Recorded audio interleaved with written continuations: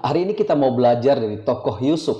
Yusuf adalah anak yang dinanti-nantikan lahir dari Rahel. Sehingga ketika Yusuf lahir ada sukacita besar dalam diri Yakub karena dia memiliki keturunan dari seorang Rahel yang memang sangat dicintainya. Ketika Yusuf bertumbuh besar, Yusuf bekerja sama seperti kakak-kakaknya. Dia menggembalakan kambing domba.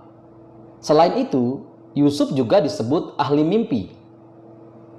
Ada dua mimpi yang Yusuf ceritakan kepada kakak-kakaknya dan orang tuanya.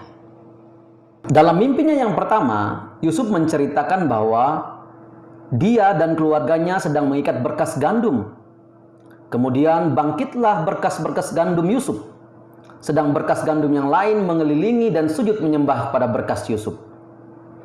Mimpinya yang kedua, dia mengatakan bahwa matahari, bulan, dan 11 bintang sujud menyembah kepada Yusuf. Tentu hal ini membuat saudara-saudaranya jadi marah. Saudara-saudara Yusuf benci kepadanya. Selain oleh karena mimpi itu, saudara-saudaranya juga melihat bahwa ayahnya lebih sayang kepada Yusuf daripada semua anak Yakub yang lain. Sehingga mereka memiliki rencana untuk menyingkirkan Yusuf dalam kehidupan mereka. Mereka lalu menangkap Yusuf dan memasukkan Yusuf ke dalam kolam. Dan mereka berkeinginan untuk membunuh Yusuf. Meskipun sebelum itu terjadi, pada akhirnya mereka memutuskan untuk menjual Yusuf 20 shikal perak. Tidak hanya sampai di situ saudara, tekanan yang dialami oleh Yusuf. Setelah dia dijual oleh saudara-saudaranya kepada orang Midian, lalu kemudian orang Midian membawa dia ke Mesir, dan Yusuf dijual kepada Potifar. Yusuf sejenak berbahagia hidup bersama dengan Potifar, karena dia dipercaya oleh Potifar untuk mengurus semua urusan rumah tangga di rumah Potifar. Namun saudara, Yusuf itu elok parasnya, dan dia sangat menarik hati. Sehingga hal itu membuat istri Potifar jatuh cinta kepadanya. Istri Potifar berusaha untuk merayunya. Tapi Yusuf tetap memilih untuk setia kepada Potifar. Terlebih setia kepada Tuhan. Yusuf mengatakan, bagaimana mungkin aku melakukan kejahatan yang besar ini dan berbuat dosa terhadap Allah? Saudara, Yusuf tidak takut dengan Potifar. Yang paling dia takut adalah berbuat dosa di hadapan Allah. Sehingga dia menolak keinginan istri Potifar. Dan melalui ini saudara, justru Yusuf kembali mengalami tekanan hidup. Dia difitnah. Setelah fitnahan istri Potifar itu saudara, Yusuf akhirnya dimasukkan dalam penjara. Dia mengalami tekanan kembali dalam hidupnya. Namun Allah selalu menyertai Yusuf. Oleh karena Yusuf berlaku setia di hadapan Allah. Yusuf justru menjadi kepercayaan kepala penjara, saudara. Allah tidak meninggalkan dia di tengah situasi yang begitu sulit dalam hidupnya. Allah selalu menyertai Yusuf dan membuat setiap pekerjaannya berhasil. Persoalan tekanan-tekanan hidup selalu datang menghampiri kehidupan kita. Namun respon kita menjadi sangat penting ketika kita menghadapi masalah-masalah demikian. 3 bulan terakhir kita bisa melihat ada masalah besar yang terjadi dalam kehidupan kita.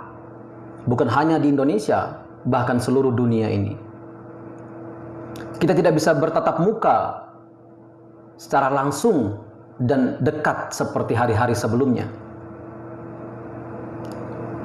Kita mengalami ketakutan akan sakit penyakit. Bahkan kita mengalami kekhawatiran untuk apa yang bisa kita makan atau minum hari-hari ke depan. Semua itu terjadi saat ini kepada kita. Ada banyak orang yang meresponi setiap tekanan-tekanan hidup dengan hal-hal yang negatif.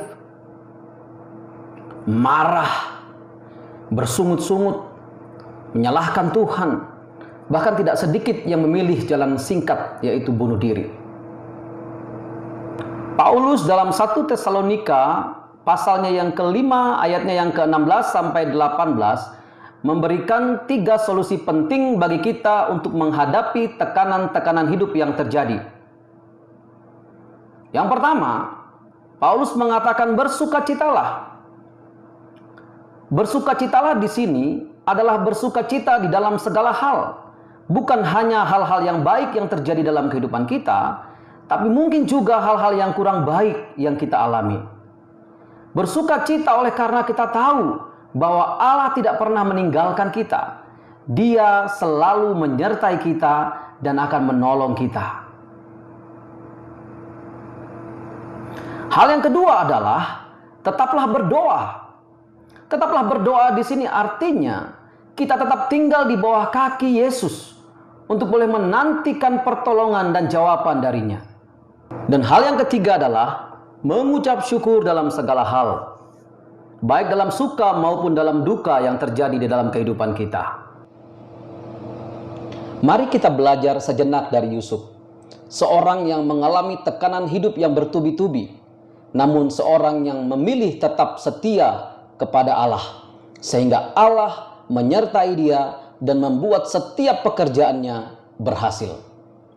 Percayalah saudara, bahwa Tuhan Yesus akan menolong kita dan melepaskan kita dari tekanan-tekanan hidup yang sedang kita alami. Tuhan memberkati kita semua.